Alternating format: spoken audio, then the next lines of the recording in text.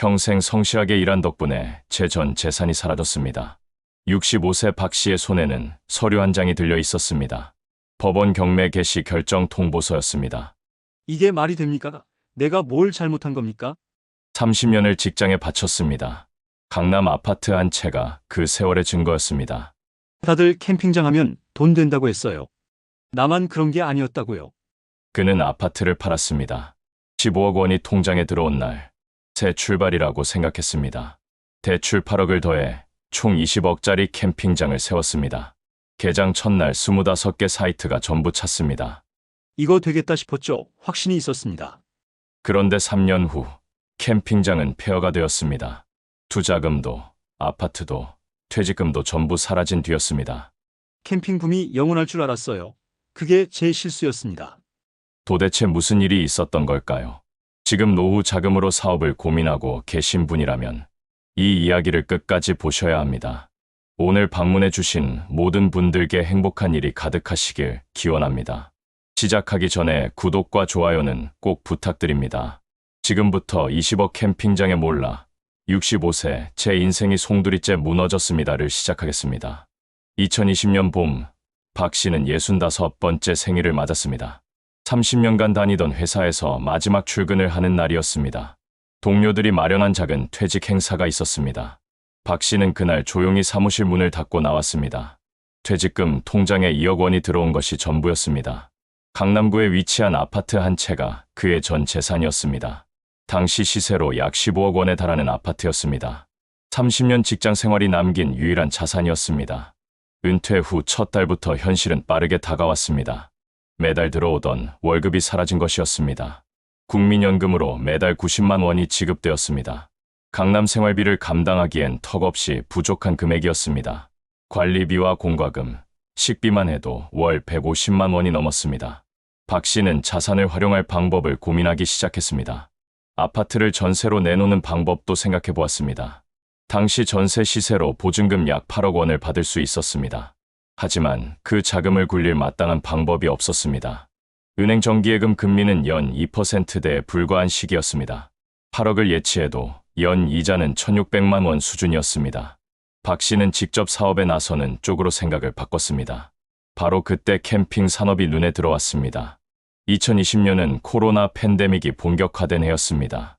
해외여행이 전면 중단되면서 국내 여행 수요가 폭발했습니다. 그 수요의 중심에 캠핑이 있었습니다. 코로나 이전인 2019년, 국내 캠핑 인구는 600만 명이었습니다. 2020년에는 그 수치가 700만 명을 넘어섰습니다. 캠핑장 예약은 오픈 즉시 수개월치가 마감되었습니다. 글램핑 수요는 공급보다 훨씬 빠르게 증가했습니다. 주말 글램핑 사이트 이용료는 한 곳에 10만 원을 넘어섰습니다. 박 씨는 지인으로부터 구체적인 이야기를 들었습니다. 경기도 글램핑장 하나가 월 3천만 원을 법니다. 그 말이 박 씨 머릿속에 깊이 자리 잡았습니다. 은퇴 후 두 번째 인생을 시작하겠다는 다짐이 섰습니다. 박 씨는 직접 발로 뛰기 시작했습니다. 경기도 일대 야산을 여러 곳 직접 다녔습니다. 이미 운영 중인 캠핑장 사업자들을 만나 물었습니다. 운영 방식과 수익 흐름을 꼼꼼하게 기록했습니다. 수익 구조를 직접 계산해 보기도 했습니다. 글램핑 사이트 30개를 기준으로 계산했습니다. 사이트당 1박에 10만 원을 받는다고 가정했습니다. 주말 이틀 기준 매출은 600만 원이 나왔습니다. 한 달로 환산하면 약 2,400만 원 규모였습니다. 대출 이자와 인건비를 제해도 수익이 남는 구조처럼 보였습니다. 박 씨의 계획은 점점 구체화되어 갔습니다. 강남 아파트를 매각하기로 결심했습니다. 매각 대금으로 캠핑장 부지를 매입할 계획이었습니다. 부족한 자금은 금융권 대출로 충당하기로 했습니다. 은퇴 후 새로운 출발이 시작되는 순간이었습니다. 박 씨는 2020년 여름 강남 아파트를 매물로 내놓았습니다. 매물로 나온 지 3주 만에 계약이 성사되었습니다. 최종 매각 금액은 15억 원이었습니다. 퇴직금 2억 원을 합산하면 총 17억 원이 확보되었습니다. 박 씨는 나머지 자금을 금융권 대출로 충당하기로 했습니다. 은행에서 8억 원의 사업자 담보 대출을 승인받았습니다. 당시 적용 금리는 연 3.5% 수준이었습니다. 연간 이자 부담만 약 2,800만 원이었습니다. 박 씨는 경기도 가평구 외곽의 야산 부지를 선정했습니다. 부지 면적은 약 3,000평, 매입가는 6억 원이었습니다. 계곡과 인접한 입지로 캠핑 수요에 유리한 조건이었습니다. 부지 계약 이후 본격적인 공사가 시작되었습니다. 산지를 평탄화하는 토목 공사가 먼저 진행되었습니다. 토목 공사 비용만 약 3억 원이 투입되었습니다. 진입로 확장과 주차장 조성에 1억 5천만 원이 추가로 들었습니다. 이어서 글램핑 텐트 설치 공사가 시작되었습니다. 사이트는 총 25개 구획으로 설계되었습니다. 각 사이트에는 독립형 텐트, 침대, 전기 설비가 포함되었습니다. 텐트 한 개당 설치 단가는 약 1,500만 원이었습니다. 25개 기준 텐트 설치비는 총 3억 7,500만 원이었습니다. 전기 인입 및 배관 공사에 약 8천만 원이 소요되었습니다. 화장실 및 샤워, 시설 건물 2동을 별도로 신축했습니다. 2동 건축 비용으로 약 1억 2천만 원이 들어갔습니다. 관리사무소 겸 카운터, 건물도 별도로 지었습니다. 이 건물 시공비는 약 6천만 원이었습니다. 공사 기간은 총 8개월이 소요되었습니다. 2021년 3월, 전체 공사가 마무리되었습니다. 투자금을 전부 합산한 결과 약 20억 원이 들어갔습니다. 자기 자본은 약 12억 원, 대출 잔액은 8억 원이었습니다. 박 씨는 사이트당 1박 이용료를 12만 원으로 책정했습니다. 25개 사이트가 주말에 모두 차면 주말 매출만 600만 원이었습니다. 월 사주 기준으로 환산하면 약 2,400만 원의 매출 구조였습니다. 이자와 인건비를 제외해도 수익이 남는다고 판단했습니다. 캠핑장은 2021년 4월 정식으로 운영을 시작했습니다.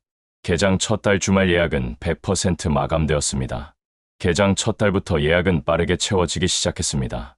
주말 25개 사이트는 오픈 당일 전부 마감되었습니다. 박 씨는 수요가 공급을 초과하고 있다고 판단했습니다. 개장 3개월 후 첫 번째 이용료 인상이 단행되었습니다.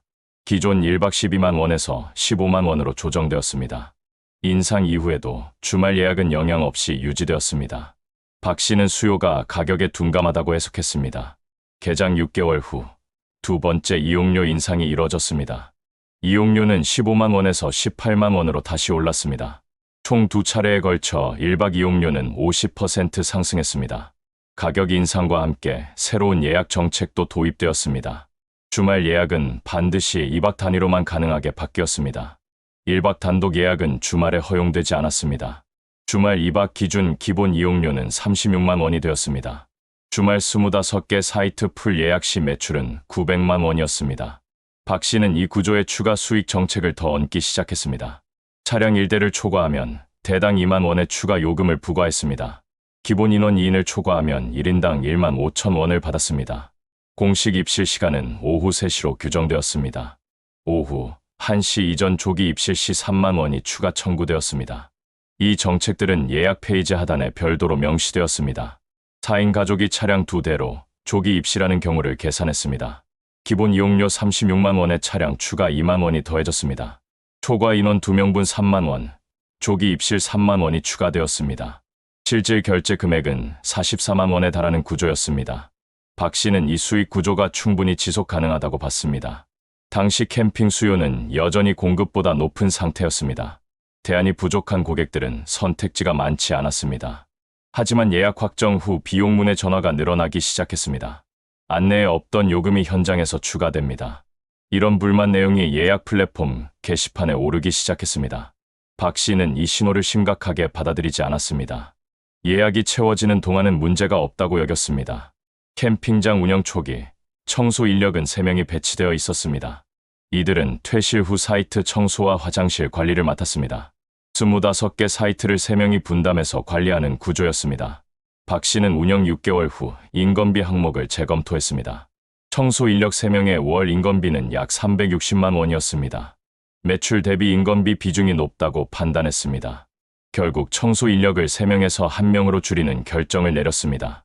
1명이 25개 사이트 전체를 혼자 담당해야 하는 구조가 되었습니다. 퇴실이 집중되는 주말 오전이 가장 큰 문제였습니다. 오전 11시까지 25개 사이트 청소가 모두 완료되어야 했습니다. 1명이 처리하기엔 물리적으로 불가능한 일정이었습니다. 가장 먼저 문제가 드러난 곳은 공용 화장실이었습니다. 화장실 2개 동을 1명이 모두 관리해야 했습니다. 이용객이 몰리는 주말 오전에는 청소가 제때 이뤄지지 않았습니다. 화장실 위생 문제가 방문객들 사이에서 불만으로 떠올랐습니다. 글램핑 사이트 내부 청소에서도 문제가 생기기 시작했습니다. 직전 이용자가 남긴 쓰레기가 치워지지 않은 사이트가 나왔습니다. 침구류 교체가 누락된 텐트도 발생했습니다. 바닥 청소가 생략된 채 다음 입실자가 들어서는 경우도 있었습니다. 고객들은 입실 직후 카운터로 항해 연락을 넣었습니다. 화장실이 너무 더럽습니다. 청소가 전혀 안 돼 있습니다. 텐트 안에 전 이용자 음식물 쓰레기가 그대로입니다. 카운터 직원은 즉각 대응하기 어려운 상황이었습니다. 청소 인력이 한 명뿐이었기 때문입니다. 시설 문제는 청결에만 그치지 않았습니다. 글램핑 텐트 조명 고장이 여러 곳에서 신고되었습니다. 전기 콘센트 일부가 제대로 작동하지 않는 곳도 생겼습니다. 수리 요청이 접수되어도 처리까지 시간이 걸렸습니다. 인원이 부족한 구조에서 유지보수 대응도 늦어졌습니다. 박 씨는 이 문제들을 일시적인 운영 미숙으로 보았습니다. 하지만 고객의 경험은 이미 기록으로 쌓이고 있었습니다. 글램핑장 예약은 주로 온라인 플랫폼을 통해 이뤄졌습니다. 국내 주요 캠핑 예약 앱 2곳에 공식 등록되어 있었습니다. 운영 초기 평점은 4.5점이었습니다. 방문객 10명 중 9명이 긍정적인 후기를 남겼습니다. 자연환경이 좋고 시설이 깔끔합니다. 이런 평가가 주를 이뤘습니다. 2022년 초까지는 높은 평점이 유지되었습니다. 청소 인력이 줄어든 시점부터 리뷰 내용이 달라지기 시작했습니다. 첫 번째 부정 리뷰는 화장실 청결 문제였습니다.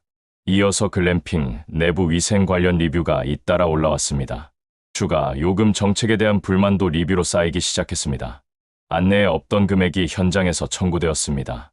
이런 내용이 반복됐습니다. 평점은 한 달 사이 4.5점에서 3.8점으로 하락했습니다. 박 씨 측은 해당 리뷰에 답변을 달지 않았습니다. 고객 불만에 대한 공식 대응이 없는 상태가 이어졌습니다. 답변 없는 운영 태도에 방문객들의 불만은 더 커졌습니다. 부정 리뷰는 빠르게 누적되기 시작했습니다. 3개월 후 평점은 3.8점에서 2.8점으로 다시 내려갔습니다.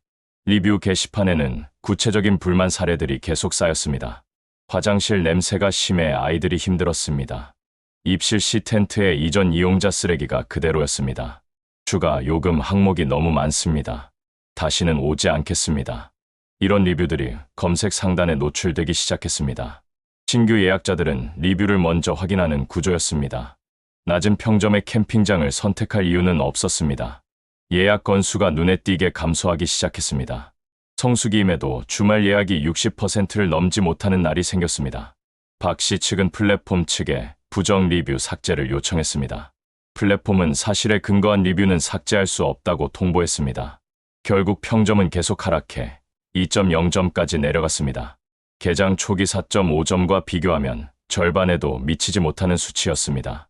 이 평점 하락은 이후 예약 급감의 핵심 원인이 되었습니다. 2022년 하반기 국내 방역 정책이 단계적으로 완화되었습니다. 2023년 초 해외 국가들의 입국 제한이 본격적으로 풀렸습니다. 3년간 막혀있던 해외여행 수요가 한꺼번에 쏟아졌습니다.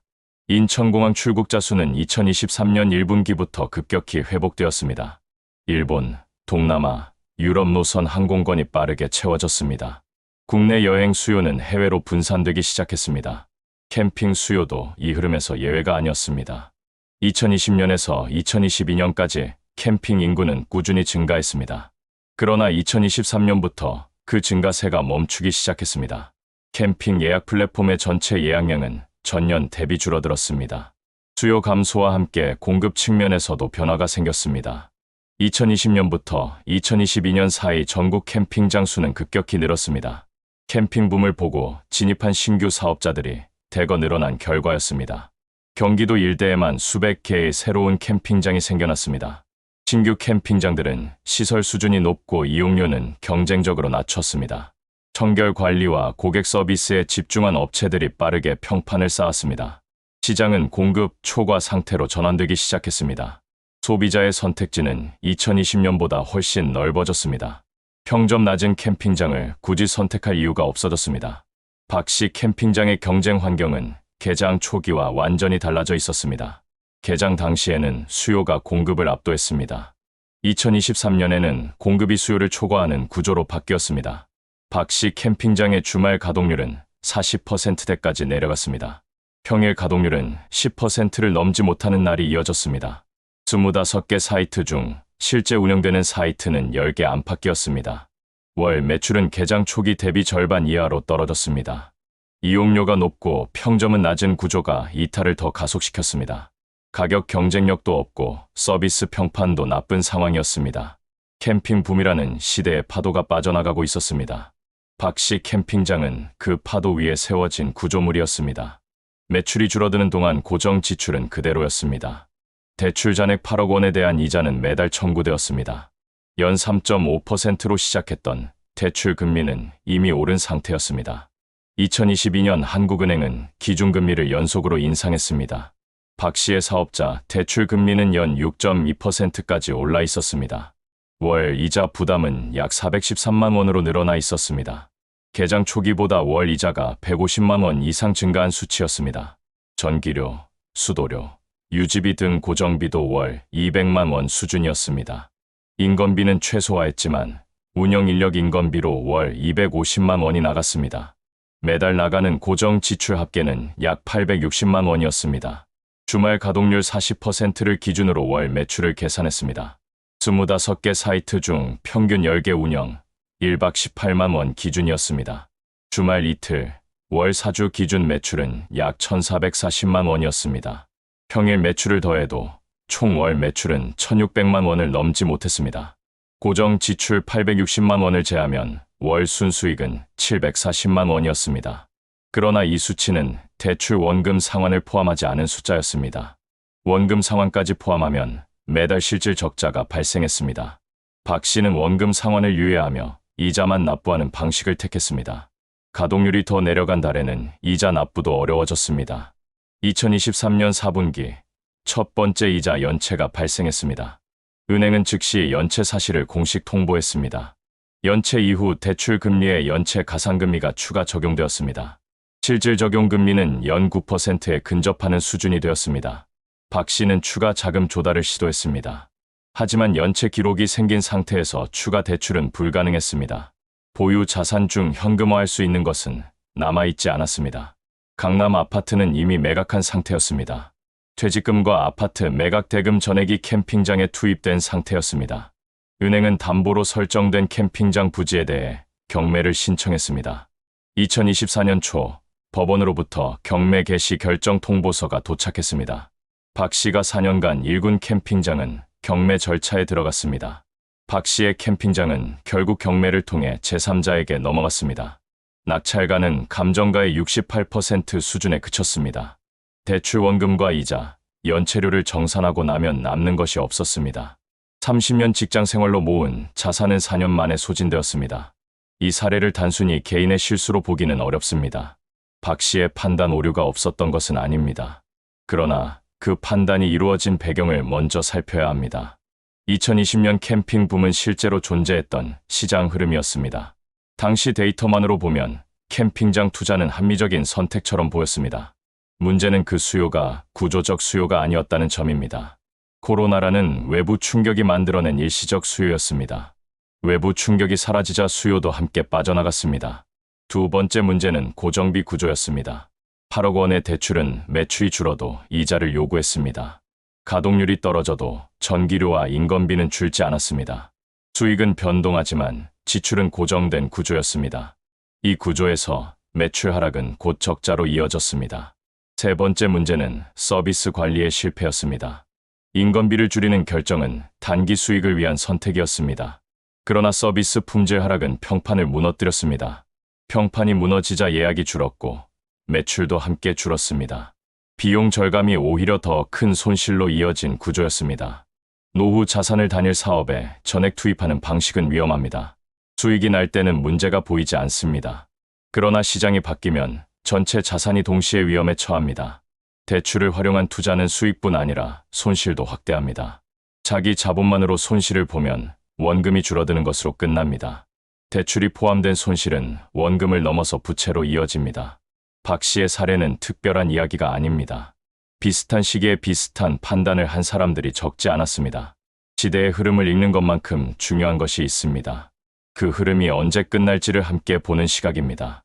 오늘 이야기는 여기까지입니다. 오늘도 마음에 따뜻한 빛이 머무는 하루가 되시길 바랍니다. 20억 캠핑장에 몰라 65세 제 인생이 송두리째 무너졌습니다. 마음에 남으셨다면 댓글로 함께 나눠주세요.